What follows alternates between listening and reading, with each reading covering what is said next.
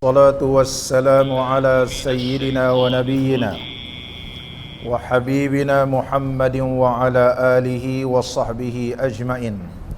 رب اشرح لي صدري ويسر لي أمري واحلل عقدة من لساني يفقه قولي. اللهم افتح علينا فتوح العارفين وارزقنا فهم النبيين وإلهام الملائكة المقربين. يا حي يا قيوم يا رب موسى وهارون ونوح وإبراهيم ومحمد صلى الله عليه وسلم. أكرمنا بجودة الحفظ والفهم وارزقنا الحكمة وثبات الذهن والعقل والحلم والعلم والنجاح في الدنيا والآخرة بحق سيدنا محمد صلى الله عليه وسلم يا رب العالمين. أما بعد. Saya hormati Tuan Imam, barisan jawatan kuasa masjid, para alim ulama, muslimin dan muslimat yang dirahmati oleh Allah. Alhamdulillah, pada malam ini dapat kita sama-sama meneruskan pembacaan kitab kita Syairus Salikin. Tajuk yang kita hendak bahaskan dan bincangkan berkaitan tentang Al-Uzlah. Al-Uzlah. Allah Subhanahu wa taala berfirman dalam Al-Quranul Karim, A'udzu billahi minasyaitonir rajim. Yauma la yanfa'u malun wala banun. Yauma la yanfa'u malun wala banun illa man atallaha biqalbin salim. Yauma, iaitu pada hari yang tidak memberi manfaat oleh harta benda dan anak pinak. Illa man atallaha, melainkan mereka yang bertemu dengan Allah biqalbin salim, dengan hati yang sejahtera. Pada hari kiamat tidak ada yang boleh memberi manfaat melainkan hati ini bersih daripada dosa, bersih daripada bercampur syirik, dosa dan maksiat. Maka dia bertemu dengan Allah, Allah terima. Menerusi firman Allah Subhanahu wa taala ini, maka para alim ulama mengambil istimbat, mengambil sumber hukum bagaimana cara kita ni nak jadikan hati kita ini salim, nak bagi hati kita ini tidak berpenyakit, hati kita ini sentiasa sihat. Maka di antara caranya ialah al-uzlah. Kerana uzlah itu kalhimmiyati, ianya seperti kita himmiyah, menjaga. Contohnya, kita ni ada kencing manis, kita jaga makan. Nasi pun kita pilih beras yang tak ada kanji. Himmiyah nama dia, iaitu kita jaga. Wal fikrah kaddawa. Adapun tafakkur itu ada seumpama ubat. Maka kalau beruzlah tanpa bertafakkur tidak memberi manfaat apa-apa.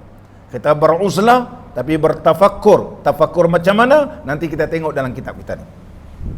Wala yanfa'ul dawa min ghairi himmiyatin. Tidak akan memberi manfaat makan ubat tapi kita tak jaga.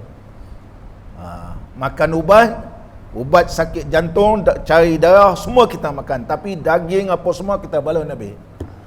La yanfa'. Jadi tidak ada manfaat makan ubat tapi tidak jaga.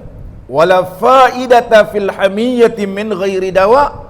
Tidak ada faedah juga kalau kita jaga makan, jaga-jaga tapi kita ada penyakit, tak makan ubat, tidak memberi manfaat. Tidak ada kebaikan pada uzlah la fikrata fiha, sekiranya kita tidak bertafakkur. Maka dalam beruzlah ini dia ada adab-adabnya. Karena uzlah ini disebut oleh ulama tasawuf salah satu cara yang dinamakan dalam ilmu tasawuf zikru qalbi. Contoh, lepas semayang kita berzikir secara jahar, la ilaha illallah, la ilaha illallah. Ini dinamakan az-zikrul jahri, iaitu zikir secara dijelaskan, dikuatkan, zikir jahar nama dia. Bagaimana nak supaya kita ini naik satu martabat, iaitu zikir qalbi. Di antara cara-cara nak sampai satu tahap zikir qalbi, iaitu dengan cara beruzlah. Kenapa bila kita beruzlah, kita berzikir? Maka dengan berzikir tersebut melatihkan supaya hati kita ini sentiasa berzikir dan seluruh anggota badan ini juga tunduk kepada Allah Subhanahu wa taala, kerana waktu beruzlah tidak ada memandang benda maksiat. Oleh sebab itulah terdapat beberapa kelebihan orang yang beruzlah. Ini adalah menerusi firman Allah Subhanahu wa taala. Allah nyatakan dalam surah Maryam ayat 49, kisah Nabi Allah Ibrahim alaihi salam. Allah Subhanahu wa taala berfirman, "Falamma i'tazalahum wa ma ya'buduna min dunillah wa wahabna lahu Ishaqa wa Yaqub." Ketika mana Nabi Allah Ibrahim alaihi salam falamma i'tazalahum ketika mana Nabi Allah Ibrahim alaihi salam beruzlah. Uzlah ni maknanya tak sama dengan orang syirik. Beruzlah meninggalkan tempat-tempat yang tidak menghampirkan diri kepada Allah, tempat-tempat syirik, tempat bergaul, tempat sama-sama makan, rumah, tempat tinggal dan tempat berkumpul. Nabi Allah Ibrahim jauh daripada mereka. Yang mana? Mereka ni wama ya'buduna min dunillah, dan menjauhkan daripada mereka yang mereka ini menyembah lain daripada Allah. Maka Allah Subhanahu wa taala telah berikan kepada Nabi Allah Ibrahim zuriat. Jadi berdasarkan firman Allah Ta'ala, wa wahabna lahu, maka telah kami bagikan Nabi Allah Ibrahim, wa wahabna lahu Ishaq wa Yaqub, iaitu Nabi Allah Ishaq dan Nabi Allah Yaqub, dan seterusnya Nabi Allah Ismail dan keturunannya. Allah berikan kepada Nabi Allah Ibrahim alaihissalam ini, menunjukkan bahawa mereka yang beruzlah ini Allah akan berikan beberapa kelebihan. Allah akan berikan beberapa kelebihan. Apakah kelebihan-kelebihan tersebut? Maka kita merujuk kepada kitab yang kita nak pelajari pada malam ini, iaitu Sirus Salikin. Qala al-musannifu rahimahullahu ta'ala wa nafa'ana Allahu bi'ulumihi fid daraini amin. Al-faslu tsani fi fawaidil uzlati wa afatiha. Al-faslu tsani, iaitu bermula fasal yang kedua. Fasal yang pertama telah kita bahaskan, iaitu menerangkan tentang pandangan di kalangan para ahli ulama berhubung kait tentang uzlah. Ada yang menyatakan syariat beruzlah, ada yang menyatakan zaman sekarang tak ada uzlah. Zaman dulu betul beruzlah, awal-awal Islam, tapi zaman sekarang kalau pakat semua beruzlah, tak ada orang nak berdakwah, dia kata. Dan ada dua pandangan.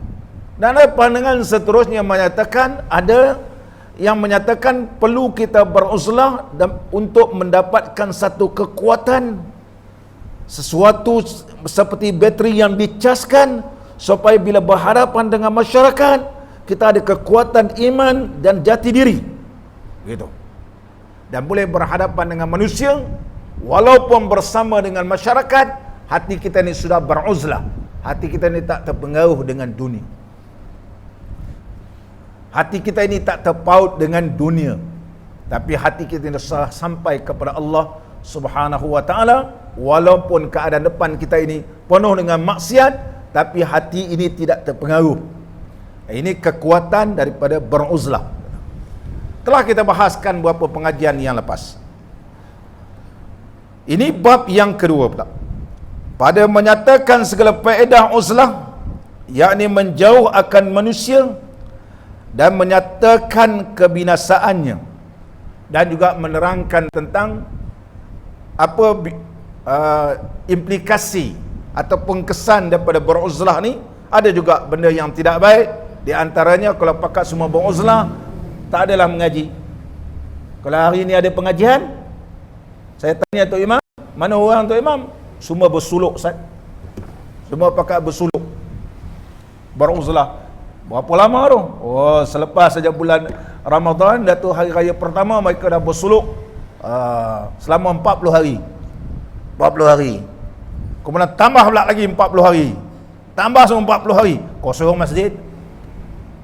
Kalau pakat semua nak beruzlah, bersuluk. Tapi kalau semua bersuluk, sama semua beruzlah, kesannya majlis ilmu tak ada orang. Itu dia punya kebinasaan dia.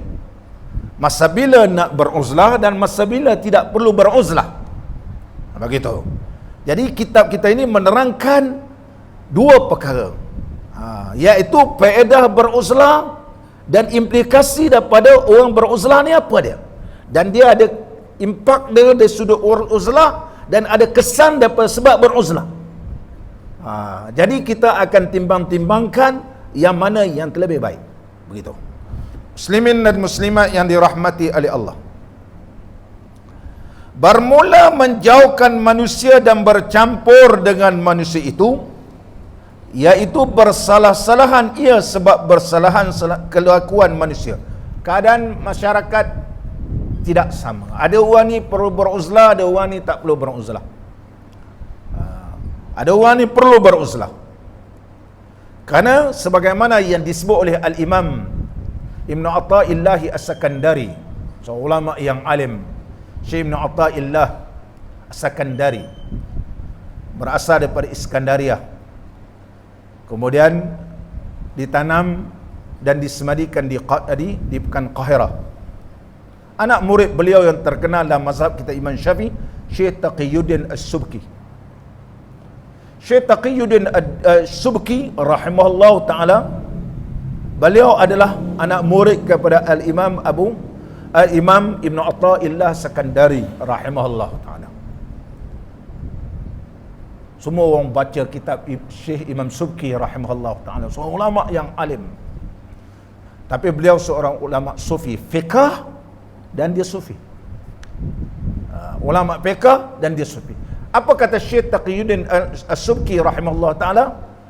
Beliau menyatakan, selama aku mengaji dengan Syekh Ibn Atta'illah Sakandari, aku merasakan bahawa ianya Syafi'i.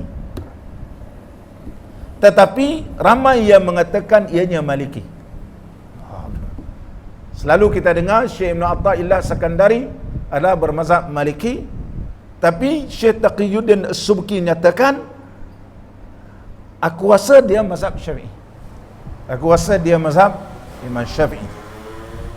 Al-Imam Ibn Atta'illah Sakandari rahimahullah ta'ala, pada awalnya beliau tak suka ilmu tasawuf, sesat. Ada kata, ni anak murid Abu Abbas Al-Mursi, sesat. Bila jumpa anak murid Abu Abbas Al-Mursi, dia kata, kau orang ni semua sesat belaka. Anak murid dia kalau sesat tak sesat, jumpa tok guru aku. Maka dia pun berniat nak jumpa kerana Allah dan nak mengetahui tentang ilmunya. Sebab aku lalu kata dia sesat, sekarang aku nak jumpa dia. Jadi ketika hadir dalam majlis Syekh Abu Abbas Al-Mursi rahimahullah ta'ala, disemadikan di pekan di Iskandaria, satu masjid yang terkenal, iaitu Masjid Abu Abbas Al-Mursi di pekan Iskandaria. Imam Abu Abbas Al-Mursi rahimahullah ta'ala menghuraikan hadis Jibril berkaitan tentang Islam, iman dan ihsan.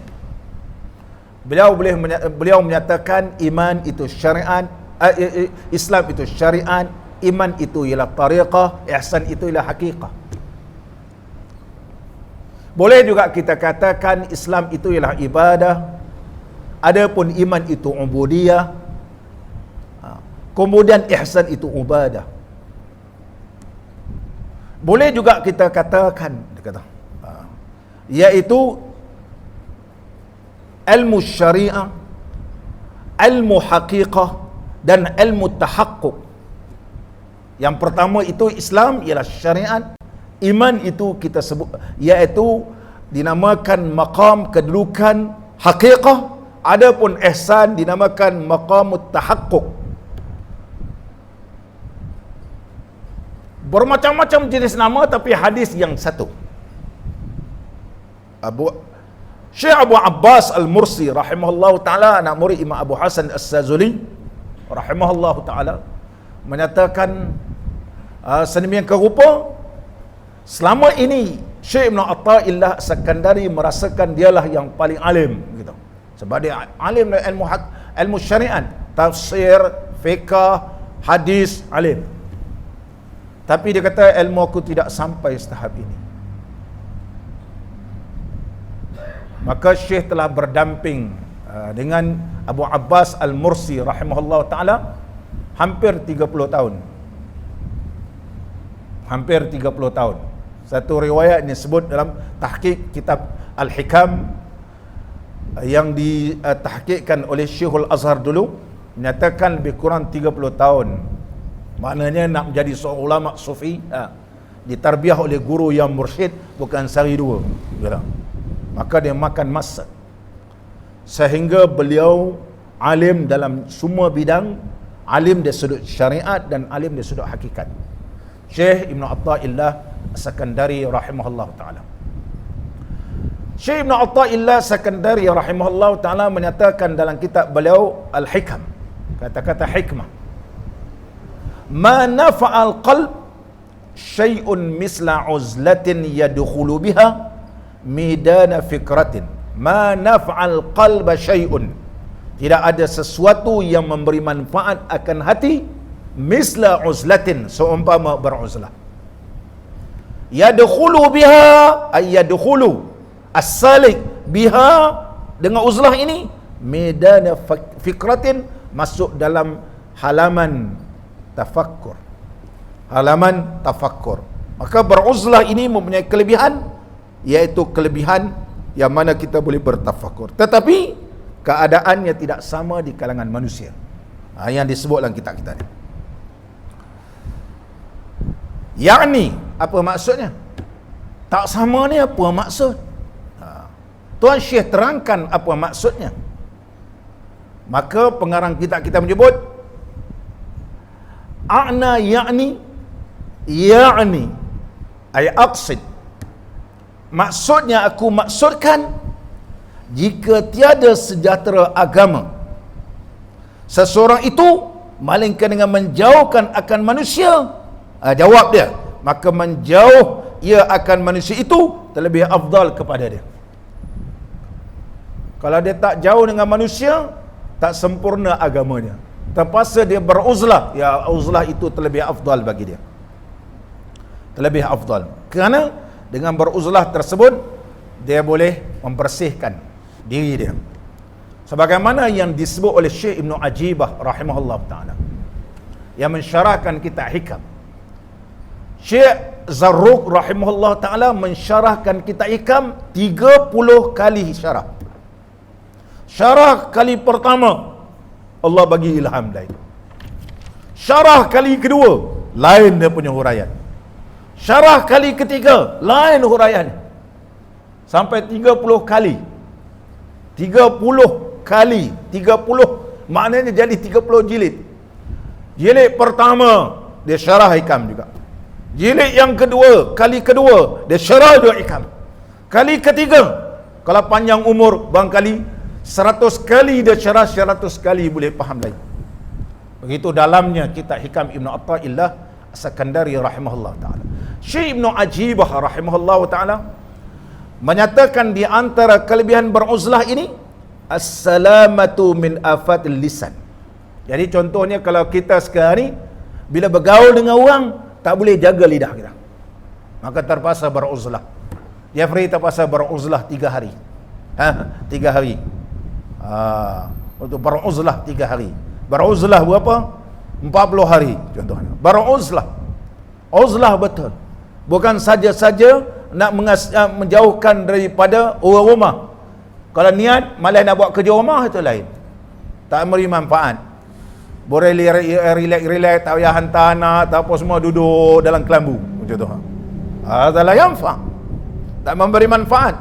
Yang susah payah ialah isteri di rumah. Isteri lah pergi hantar anak, isteri lah pergi ambil anak, isteri lah pergi masuk.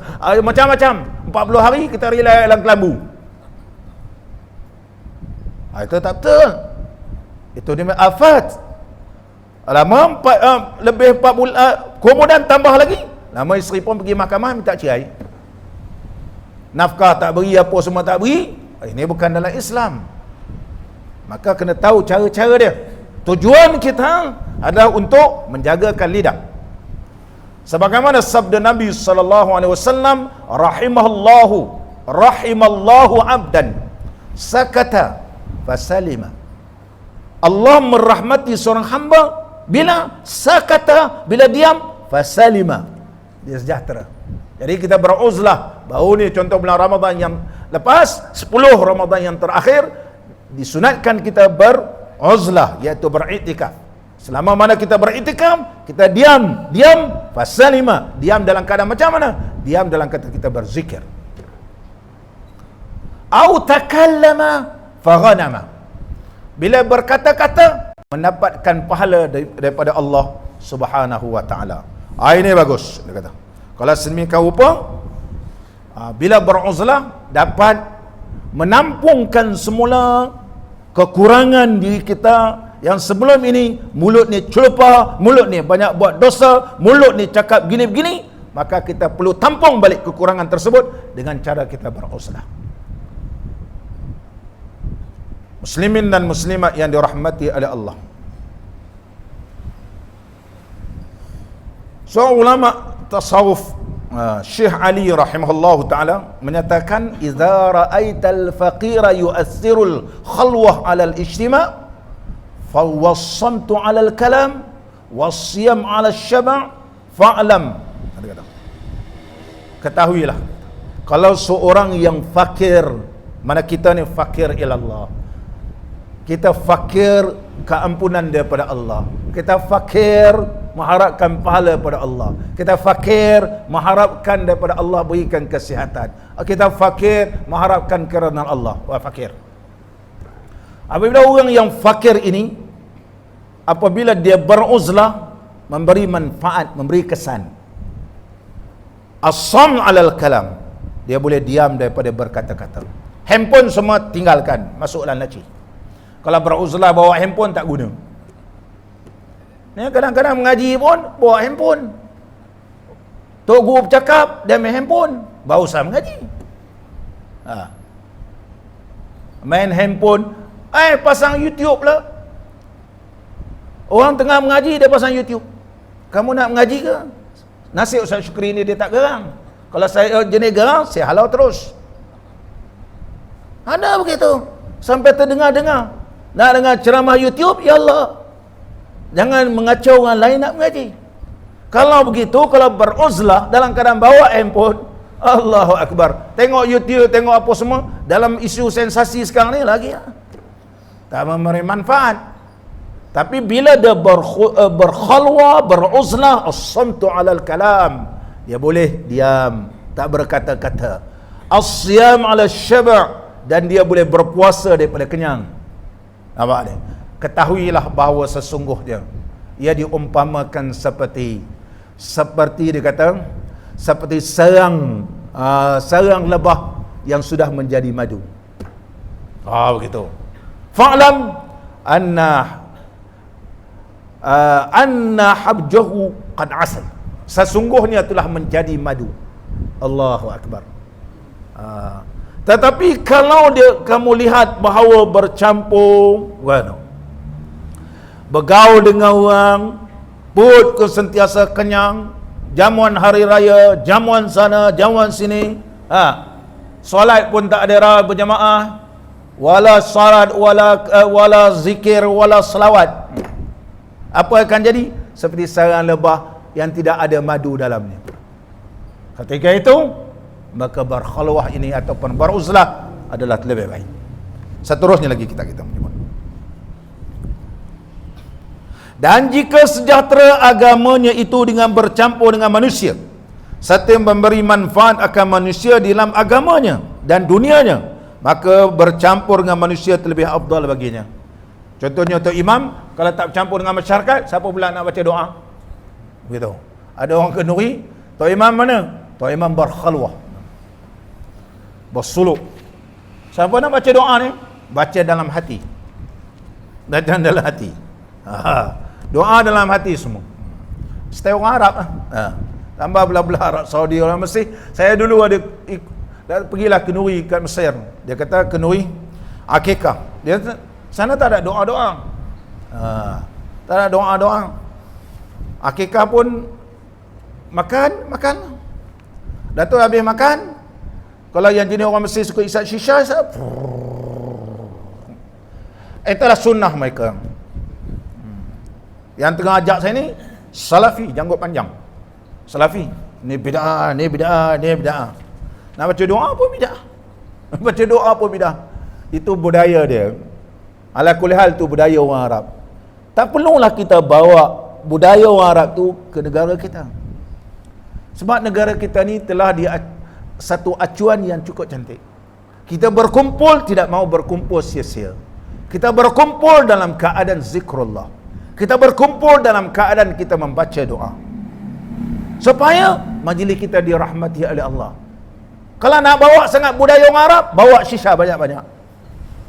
Begitu. Makan shisha, ialah khalas. Masalamah. Jazakallah. Hayakallah. Allah yahyik. Khalas. Begitu. Itu budaya mereka. Barangkali tak sesuai pula kita bawa, dia kata kita ni sesat, majnun, dia kata. Kalau kita zikir la ilaha illallah, dia kata majnun, semua gila belaka. Dia tak sesuai bagi dia, sebab dia tidak boleh menjiwai diri dia. Sebab tradisi dia sekian lama tidak pernah begitu. Ini acuan kita supaya kita diberkati oleh Allah. Contoh yang disebut dalam kitab kita, kalaulah Tok Imam, Bilal, Ustaz memerlukan kepada bergaul, kerana dengan cara bergaul orang ni pun boleh berubah, orang lain boleh berubah, kita pun beri tazkirah ni, yang hadir-hadir ni lapang-lapanglah masa datang ke Masjid Tengkera, kita ada pengajian, kita bukan jamuah raya sebulan, pengajian terus begitu. Ada setengah tangguh 1 bulan habis, kemudian masuk bulan haji, tangguh lagi, nama tahun depan. Baru nak mula al-faslul awwalu Ramadan pula, cuti pula, kemudian raya haji, masuk al-faslus sani tahun ketiga. Nah, kita tidak begitu. Kita kata sambil kita menziarahi, jadi kita berdakwah. Ini perlu bergaul dengan masyarakat, supaya dengan cara tersebut mereka boleh mendampingi, datang ke masjid, datang majlis ilmu, memberi manfaat. Jangan Ustaz alias bersuluk 40 hari. Wah, habis ta'attal masajid. Mana masjid tak beroperasi dah. Tok Bilal pergi bersuluk, Tok Imam pergi bersuluk, Tok Siap pergi bersuluk, tinggal Jeffrey seorang. Nak buat rakaman macam mana? Tak ada orang dah begitu. Muslimin dan muslimat yang dirahmati oleh Allah, tengok keadaan dia kata. Adapun faedah uzlah itu, maka iaitu 6 perkara. Ini. Maka faedah yang pertama, dapat menyelesaikan dirinya dalam berbuat ibadat akan Allah Ta'ala, dan di dalam zikir dan fikir dan jinak hati akan Allah Ta'ala, dan dengan munajat akan dia Allah, dan menilik ia akan malakutus samawati wal ard, dan sekalian yang demikian itu tiada dapat ia melainkan dengan menjauhkan akan manusia. Yang pertama dia kata al-faragh lil ibadah wal fikrah, iaitu dia boleh al-faragh, mana solid diri dia ni dapat beribadat. Dapat beribadat. Beribadat di sudut mana? Barangkali beribadat di sudut dapat menjagakan lidah. Beribadat di sudut mana? Dapat menjagakan pandangan. Lidah ini kebanyakannya membawa kepada dosa. Sebagaimana sabda Nabi SAW, aksaru khataya ibni Adam fi lisadih, kebanyakan dosa anak Adam ni berpunca pada lidah. Wa aksarun nasi zunuban yaumal qiyamah, kebanyakan dosa manusia ini yang ditanggungnya pada hari kiamat, aksaruhum haudan fi ma la ya'ni, iaitu suka membicarakan perkara yang tidak memberi manfaat bagi dia. Sembang tak apa-apa jenis sembang, tidak memberi manfaat. Inilah punca kebanyakan mereka ni menanggung dosa di akhirat besok. Pikul dosa ni. Jadi dengan cara beruzlah, maka dia boleh terus beribadat, boleh terus bertafakkur. Tafakkur. Al-Imam Abu Lais As-Samarqandi rahimahullah ta'ala menyatakan bahawa sesungguhnya idza arada al-insanu an yanala fadla tafakkur, apabila seseorang itu nak mendapat kelebihan tafakkur, yakni uzlah ni di antaranya iaitu berzikir, di antaranya juga dalam kitab kita ni iaitu bertafakkur, dan fikir tu mana tafakkur. Kalau nak mendapat kelebihan bertafakkur, falyatafakkar fi khamsati asya', maka hendaklah dia tafakkur 5 perkara. Yang pertama, tafakkur tentang ayat-ayat Allah. Yang kedua, tafakkur tentang nikmat Allah. Yang ketiga, tafakkur tentang pahala yang diberikan oleh Allah. Yang keempat, tafakkur tentang seksa yang bakal diterima kalau derhaka kepada Allah. Yang kelima, ihsannya Allah kepadanya. Jadi dihuraikan satu persatu. Tafakkur tentang ayat Allah, maka tafakkurlah dengan cara kamu memandang kepada kudrah Allah, apa yang telah Allah jadikan di langit dan di bumi, terbitnya matahari, tenggelamnya matahari, perubahan siang dan malam, dan juga penciptaan diri kamu. Itu yang disebut dalam kitab kita ini, iaitu dengan bertafakur ini dapat menilik akan malakutis samawati wal ard. Tafakur, Allah berfirman, wa fil ardi ayatun lil muqinin, di bumi ini ada tanda-tanda kebesaran Allah bagi orang yang yakin, wa fi anfusikum, dan juga pada diri kamu, afala tubsirun, apakah kamu tidak bertafakkur, apakah kamu tidak lihat? Tafakkur diri kita, tafakkur tentang ayat ini. Bila kita tafakkur tentang kejadian siang dan malam, perubahan siang dan malam, kita bermunajat kepada Allah, mohon Allah turunkan hujan. Turun hujan. Kalau tidak panas punya kuat. Kalau tidak kena catu dah air kita ni. Ketika itu penduduk Melaka mendadahkan tangan ke hadrat Allah Ta'ala. Jabatan Mufti keluarkan kaedah sembahyang istisqa. Tu pun ramai orang balik kan? Orang pun balik. Dia kata, macam mana Ustaz nak sembahyang? Alhamdulillah, mungkin ada di antara yang hadir wali-wali Allah, wa yang mustajab doa. Alhamdulillah. Allah nak supaya kita orang Melaka ni, orang Islam tunduk dan patuh kepada Allah, rasa rendah diri kepada Allah. Allah turunkan. Allah turunkan. Alhamdulillah. Ini tandanya bahawa doa ini silahul mu'min. Doa ini adalah senjata bagi orang mukmin. Bila kita tafakkur, inilah kekuasaan Allah. Manusia tidak boleh menjangkau tahap itu. Maka bertambahlah yakinnya kita kepada Allah, bertambahlah ma'rifah kita, kenal Allah Subhanahu wa ta'ala. Allah lah ya munzilal, Tuhan yang menurunkan air daripada langit. Wa anzalna minas sama'i ma'an, sesungguhnya kami yang menurunkan air daripada langit. Allahu akbar. Kemudian bertafakkur tentang nikmat Allah yang Allah berikan. Kita tafakkur dengan nikmat Allah. Pandanglah nikmat Allah yang Allah berikan. Alhamdulillah, masih lagi kita boleh bernyawa, masih boleh lagi kita makan, masih boleh kita minum, masih lagi boleh berjalan, masih lagi kita dikekalkan oleh Allah nikmat iman dan Islam. Kita bersyukur. Allahu akbar. Kita bersyukur sungguh Allah pelihara kita ini. Ini kita tafakkur. Mula tafakkur ini, kemudian kita tafakkur ini, tak ada selesai tafakkur. Maka tafakkur Allah, subhanallah, alhamdulillah, Allahu akbar. Bermacam-macam jenis zikir yang kita baca. Allah, Allah. Walaupun di dalam ilmu zikir ada 7 zikir yang asas, yang dinamakan usulul azkar. Usul. Bermula pada Allah. Jadi la ilaha illallah, Allahu. Hu tu huwallah. Hu tu ialah huwallah. Tapi bukan terus boleh hu, mesti dilatih. Allah, Allah. Qul huwallah. Dia qul huwa dulu, bahawa Allah. Qul huwallah. Maka ini zikir hu mulut tapi Allah dalam hati. Allah, huwallah, wallah. Qul huwallah. Qul huwallahu ahad. Oleh sebab itu bila kita baca qul huwallahu ahad, Allah itu esa. Bila Allah itu esa, maka dia tidak berbilang-bilang. Bila sebut ahad, ianya tidak bertempat. Kalau dia wahid, dia bertempat. Qul huwallahu ahad, Allah tidak bertempat. Itu sebab Allah berfirman qul huwallahu ahad.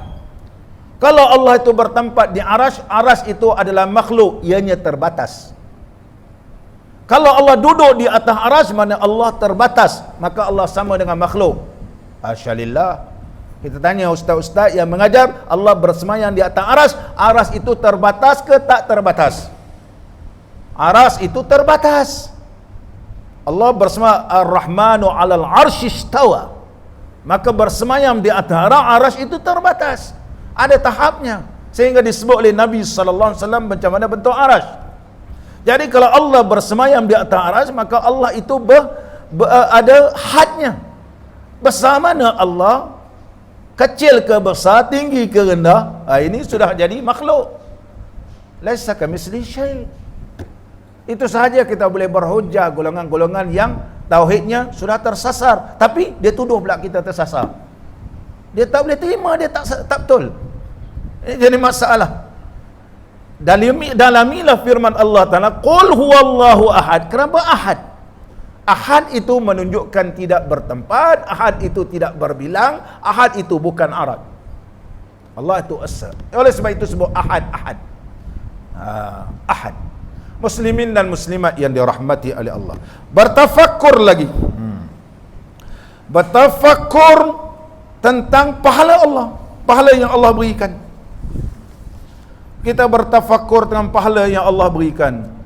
Bila tafakkur dengan pahala ini menambahkan keseronokan dan gemarnya kita nak buat benda-benda saleh.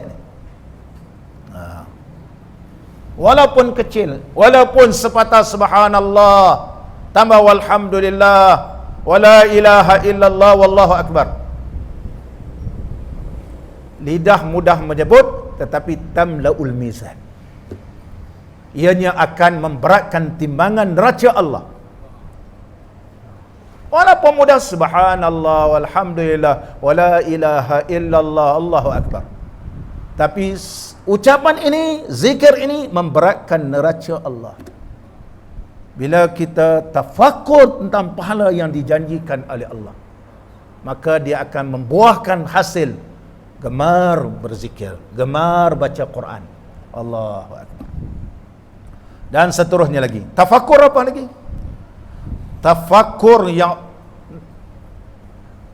Tafakkur tentang nikmat yang Allah berikan kepada para nabi, para aulia, para salihin masuk syurga. Jeffrey tak mau masuk syurga? Ya, nak masuk syurga. Jadi kita tafakkur, ya Allah, Kau telah masukkan hamba-hambamu yang saleh ke dalam syurga. Kau golonglah aku, ya Allah, di kalangan hamba-hambamu yang saleh. Minta ke Allah. Maka kita bertafakkur. Bertafakkur tentang karamah, kemuliaan orang yang melakukan amal saleh ini, mendapatkan rahmat Allah dan keampunan Allah, dan berserta dengan para nabi alaihimus salatu wassalam.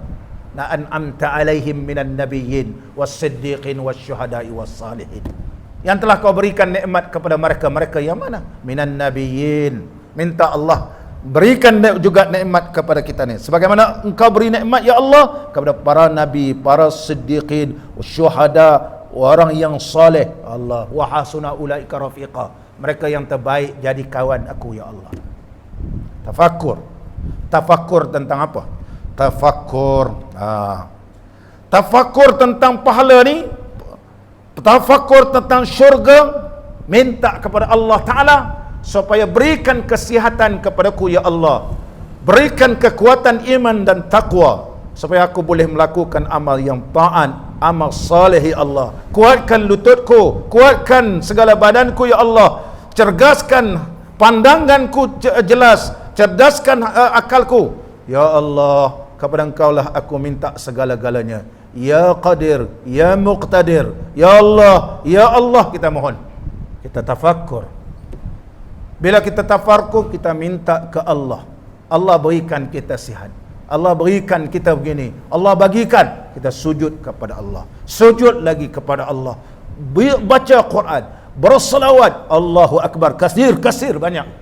Kenapa? Kita bertafakkur. Ni kita tak tafakkur. Allah dah berikan, kita tak mahu minta ke Allah. Minta ke Allah sejahtera Allah masallimna wa sallim dinana wa sallim imanana wa sallim ajsadana. Minta Allah sejahterakan jasad kita. Allah dah bagi jasad sejahtera, tak mahu juga sujud. Tapi kita minta bila Allah sejahterakan kita supaya diberikan kekuatan, kita boleh sujud dan tunduk kepada Allah Subhanahu wa taala. Tafakkur. Tafakkur tentang siksaan. Maka bertafakur bagaimana keadaan musuh-musuh Allah yang Allah seksakan api neraka. Maka kita minta kepada Allah Ta'ala supaya berikan kekuatan supaya kita ni boleh tinggalkan perkara maksiat, boleh tinggalkan perkara yang dibenci oleh Allah. Kita tafakur kita. Ya Allah, minta Allah jauhkan kita daripada perkara-perkara yang dibenci oleh Allah. Ini tafakur. Jadi kita beruzlah. Kalau buat tafakur saja, sudah banyak buat tafakur.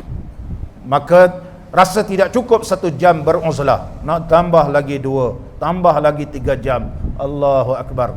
Sembang dengan orang sampai 4 jam. Bila bertafakur, 15 minit dah rasa nak terkentut.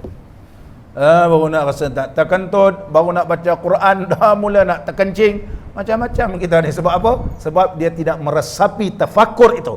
Tapi kalau sudah meresapi tafakur, ia dia memberi manfaat sungguh. Muslimin dan muslimat yang dirahmati oleh Allah.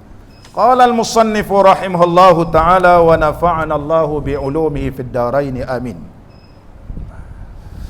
Dan dari kerana inilah kata Al-Imam Al-Ghazali rahimahullahu ta'ala. Al-Imam Al-Ghazali rahimahullahu ta'ala seorang ulama yang alim. Alim semua bidang. Alim dalam ilmu fiqh, alim dalam ilmu tauhid. Al-Imam Al-Ghazali mula-mula alim dalam ilmu tauhid.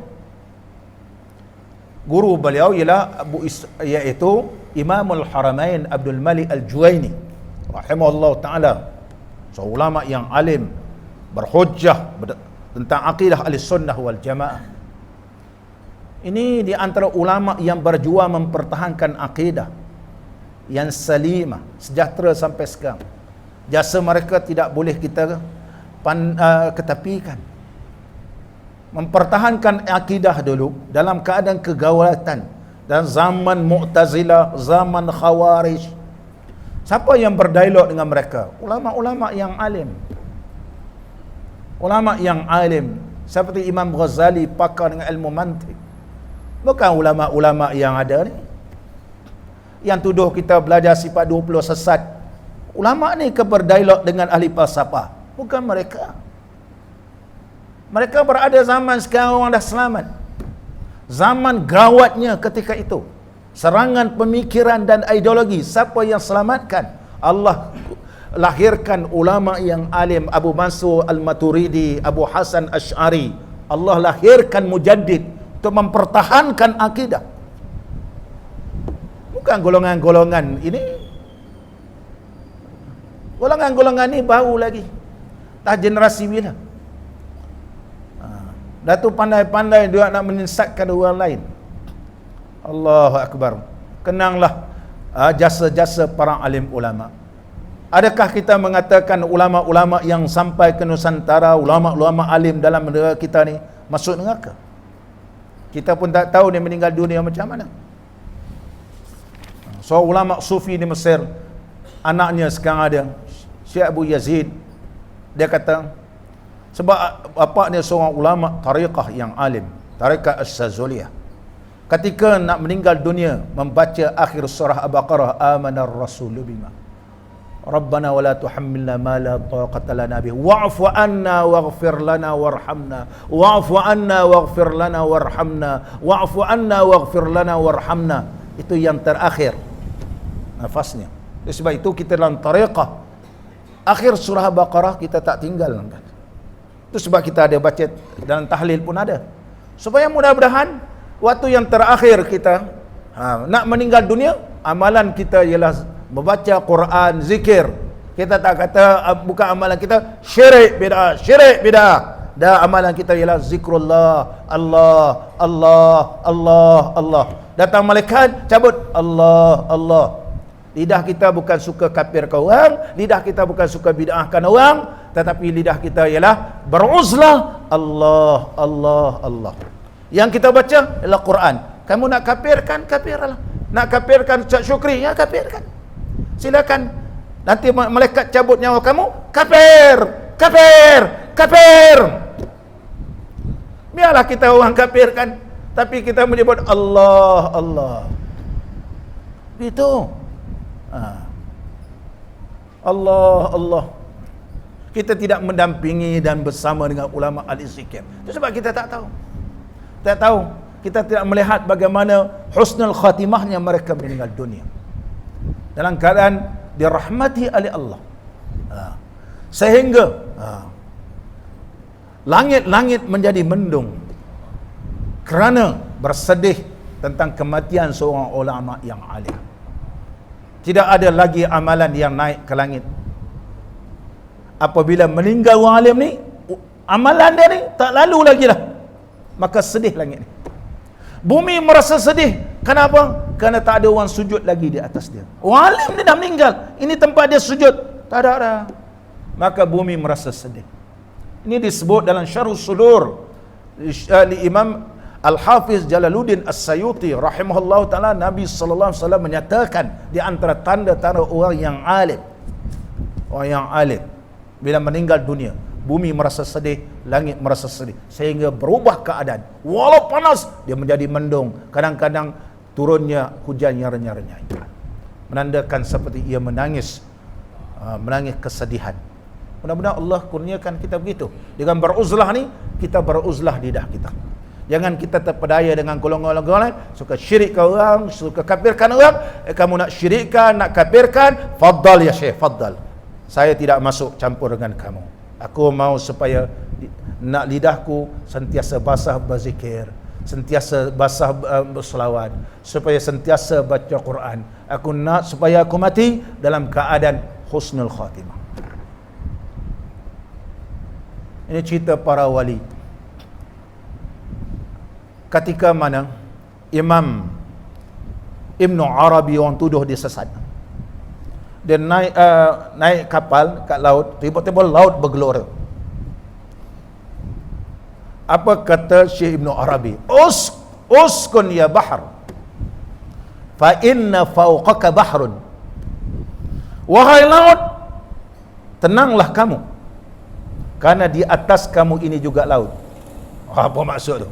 Ini bahasa sufi. Wahai laut, kamu adalah laut air, laut dunia. Tetapi di atas kamu sekarang ini, ya lautan ilmu. Mana Al-Imam Ibn Arabi ini seorang orang alim, lautan ilmu. Maka laut ini menjadi tenang kerana menghormati orang alim yang berada di atasnya. Ini orang alim. Haji Rahman boleh cakap gitu, naik boat ni, hey, kita kata bergelora, dah tenang, aku ni laut. Laut apa Haji Rahman kau? Orang alim boleh tahap gitu. Allahu Akbar. Ini karamatul awliya. Kenapa? Mulutnya berzikir, badannya zikir qalbi, maka Allah memustajabkan doa.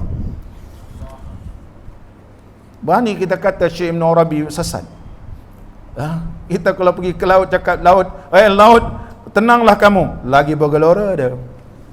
Begitu. Muslimin dan muslimat yang dirahmati oleh Allah. Apa Imam Ghazali sebut? La yatamakkanu ahadun minal khalwati illa bitamassuki bi kitabillahi. Koma situ. Wal mutamassikuna bi kitabillahi ta'ala hum alladhina istarahu minad dunya bi dzikrillah waz-zakiruna allaha katsira ashu bi dzikrillah wa matu bi dzikrillah wa laqullaha bi dzikrillah wa la syakka fi anna haula'i tamna'uhumul mukhalatatu 'anil fikri wal dzikri fal 'uzlatu aula bihim walidzalika kana Rasulullah sallallahu alaihi wasallam fi ibtida'i amrihi yatabattalu fi Jabal Hira'a. Artinya, tiada dapat seseorang daripada bersunyi dalam khalwah itu melainkan dengan berpegang dengan kitab Allah. Ini. Jadi syarat-syarat orang yang berkhalwah mestilah berpegang dengan kitab Allah. Jaga adab. Semayang tak boleh tinggal. Ini bukan betapa. Betapa dan ilmu sesat tak semayang. Makan bertih, bertih satu. Macam orang belajar silat nak bagi dapat power, begitu. Dulu saya pun belajar silat. Belajar silat gayung. Dah habis belajar, suruh betapa jalan Kamera Highland. Jalan Kamera Highland tu. Lepas Batu Tujuh ada beberapa tempat air terjun. Pakai serba hitam, bawa bertih. 7 hari suruh betapa. Dah tu baru boleh jadi tuan guru. Kalau tidak jadi tuan guru, Syukri Najib Maha Guru. Ini karut belaka. Ada yang pergi, ada yang jadi bomo lah apa semua, Allahu Akbar. Tak semayang 7 hari. Datanglah katak lah, datanglah ular lah apa semua. Semua ujian-ujian ni semua terlepas. Masing-masing adalah kelebihan daripada siapa? Kelebihan daripada Allah ataupun kelebihan daripada syaitan. Ini masalah. Suruh berkhalwah berzikir mengantuk semua. Tapi kalau niat nak dapat ilmu ghaib, ilmu power, nak jadi bomo, sanggup beruzlah, tetapi uzlah yang tak betul. Oleh sebab itulah Imam Ghazali kata, hendaklah pegang dengan kitab Allah. Semayang jangan tinggal. Hari Jumaat jangan tinggal. Semayang Jumaat kena semayang, gitu. Dan seterusnya, dan orang yang berpegang dengan kitab Allah itu, iaitu mereka yang istirahat daripada dunia. Allahu Akbar. Kalau dia pegang dengan Quran dan hadis Nabi sallallahu alaihi wasallam, seronok dia. Akan dapat pahala. Tapi tak berpegang ni, dapat dosa belaka. Dia akan rasa seronok. Kita kalau pegang dengan Quran dan hadis Nabi sallallahu alaihi wasallam dan perkataan para ahli ulama, kita rasa yakin dan kita rasa iqna, ketenangan beribadat kepada Allah. Kita kalau dah biasa zikir lepas semayang, tak zikir ni rasa tak sempurna, seperti gulai tanpa ada garam. Tapi kalau kita dah biasa, merasa seronok, rasa enak, Allah beri dah ketenangan dan Allah berikan satu rahmat gitu. Tapi kalau kita tak berzikir, biasa je, belum lagi. Biar sampai satu tahap, kalau tak buat, tak sempurna. Lagi kita menyebut. Dan zikrullah, nampak ni. Dengan zikrullah, zikir. Kalau boleh, mestilah dengan mendapat keizinan. Sebagaimana Nabi SAW menurunkan talqin ataupun al-ah kepada para sahabat Nabi SAW. Ini adalah lebih berkat. Sebagaimana Nabi SAW bersabda, hal fikum gharibun. Di dalam Kaabah adakah terdapat orang yang asing di kalangan kamu? Maka para sahabat menjawab, la, tidak ada wahai ya Rasulullah sallallahu alaihi wasallam. Irfa'u aydiyakum, angkat tangan kamu. Qulu la ilaha illallah. Maka Nabi sallallahu alaihi wasallam mentalkinkan la ilaha illallah. Bagaimana cara talqin ni? Ini memerlukan guru yang mursyid. Kerana ia mempunyai lataif. mempunyai lataif nama dia. Ada dinamakan lataifnya, iaitu yang halus. Dia ada dinamakan lataiful sirri, lataiful akhfa. Setiap amalan zikir ini adalah bertujuan kerana ada 7 jenis nafsu. Ada 7 jenis nafsu yang hendak kita bersihkan. Contoh nafsu ammaratun bisu. Nafsu ammaratun bisu paling kurang berzikir la ilaha illallah ini paling kurang ialah 1000 kali. Itu pun belum tentu dia boleh menundukkan nafsu ammaratun bisu. Dengan berzikir ni dia ada alamat-alamat sehingga boleh naik kategori yang seterusnya. Ini memerlukan guru yang mursyid, dan saya kerana ini benda yang rahsia. Tetapi berzikir, latihkan zikir terlebih dahulu supaya dengan zikir yang sudah biasa dan merasakan keseronokan. Itu zikir yang mana kita tarik nafas dan kita pukulkan segala apa yang ada dalam hati yang dinamakan ran. Dan ran ini sudah bersih, karat ini semua dah bersih, maka dia akan berpindah kepada lataif yang seterusnya, dan sehingga keseluruhan badan ini telah dipenuhi dengan zikir, maka ketika itu dinamakan wuquful qalbi, wuquf al-qalbi, ianya sudah berhenti dalam hati, dan hati ini telah mengepamkan kalimah Allah, Allah, Allah. Maka walaupun berhadapan dengan manusia, ianya tidak akan lekang berzikir. Walaupun datang malaikat maut, ketika itu sedang memandu, datang malaikat maut, Allah, sebab hatinya sentiasa berzikir Allah. Tapi kalau kita selalu sebab mampus apa semua, datang malaikat, mampus kau, mampus. Jangan biasakan begitu. Sebab Allah, Allah, Allah, sehingga dinamakan wuquful qalbi. Mula-mula wuquful adadi, mengikut dari sudut bilangan 1000, 2000 dan seterusnya, sehingga ianya menjadi sebati. Inilah di antara kelebihan seorang tu beruzlah, zikrullah. Dan membanyakkan zikrullah itu, iaitu hidup mereka itu dengan menyebut zikrullah, hidupnya zikrullah. Dan mati mereka itu dengan menyebut zikrullah, Allahu Akbar. Dan hidup ni sebut Allah, bila mati pun Allah.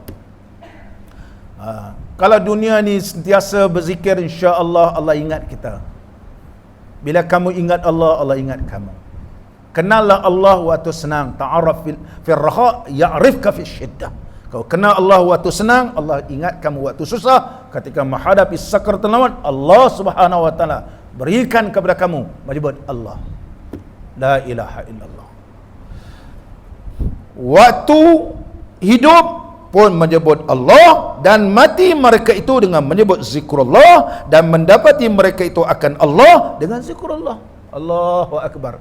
Hidup Allah zikrullah, meninggal dunia zikrullah, bertemu dengan Allah zikrullah, dan tiada syak bahawa menegahkan mereka itu oleh bercampur dengan manusia itu daripada berfikir dan berzikir, maka bahawa sungguhnya bersunyi itu terlebih aula. Dalam keadaan begitu, beruzlah itu aula, supaya dia sudah biasa berzikir, sehingga sampai kepada dinamakan wuquful qalbi. Mula-mula mestilah kita latih dari sudut wuquful adadi. Wuquf adadi iaitu berzikir dari sudut bilangan, sehingga dia sudah sebati. Sebab apa? Jadi seolah-olah ditanya, kenapa begitu wahai Syekh Al-Imam Al-Ghazali rahimahullahu ta'ala? Kenapa beruzlah begitu itu terlebih baik? Cuba perjelaskan kepada kami. Maka Syekh Hujjatul Islam Al-Imam Al-Ghazali menyebut dalam kata-kata beliau, walizalika, ay walizalika sabab, kerana sebab itulah, iaitu beruzlah itu terlebih baik. Sebab apa? Kana Rasulullah sallallahu alaihi wasallam. Ini hujah dia. Kerana itulah Rasulullah sallallahu alaihi wasallam pada permulaan pekerjaannya itu bersunyi sendirian di dalam gua Jabal Nur, iaitu gua Hira, iaitu bertakhannus nama dia. Bertakhannus ini ialah menjauhkan diri pada berhala, berjauhkan daripada manusia semua, hanya beribadat kepada Allah, begitu. Sehingga Allah menurunkan wahyu. Sebab orang Arab pun sebut Allah, Allah. Maka ketika itu bertakhannus, kerana nabi-nabi sebelum ini telah diturunkan oleh Allah, maka Maka Allah memilih Nabi sallallahu alaihi wasallam. Jadi dalam ilmu tariqah adanya beruzlah dan adanya bersuluk dalam tarikat Naqsyabandi, iaitu mengambil mengambil istinbat ataupun sumber hukum berkaitan tentang uzlahnya Nabi sallallahu alaihi wasallam di Gua Hira dan bermunajatnya dengan Nabi Allah Musa alaihi salam di Tur Sina. Jadi bermunajatnya Nabi Allah Musa alaihi salam di Tur Sina, begitu juga Nabi sallallahu alaihi wasallam beruzlah pergi ke Gua Hira.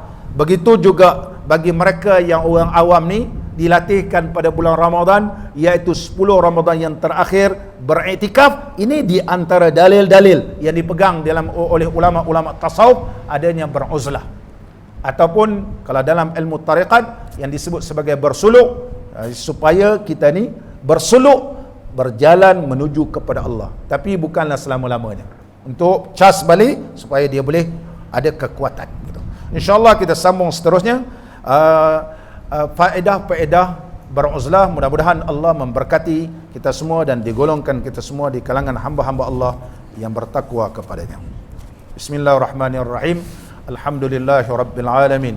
Wassalatu wassalamu ala sayyidina wa nabiyyina wa habibina Muhammadin wa ala alihi wa sahbihi ajma'in. Ya Hannan ya Mannan ya Dzal Jalali wal Ikram ya munzil al-Quran ala an-nabiy al-adnan ahyina ala al-Quran wa amitna ala al-Quran warfa' darajatina bi fadilatil Quran. Allahumma kaffir 'anna sayyi'atina bi tilawatil Quran. Allahumma addibna bi adabil Quran. Allahumma addibna bi adabil Quran warzuqna fahmal Quran wa as'idna bis sa'adatil Quran wahfazna wa auladana wa zurriyyatina bima tahfazu bil Quran wa ahlal Quran.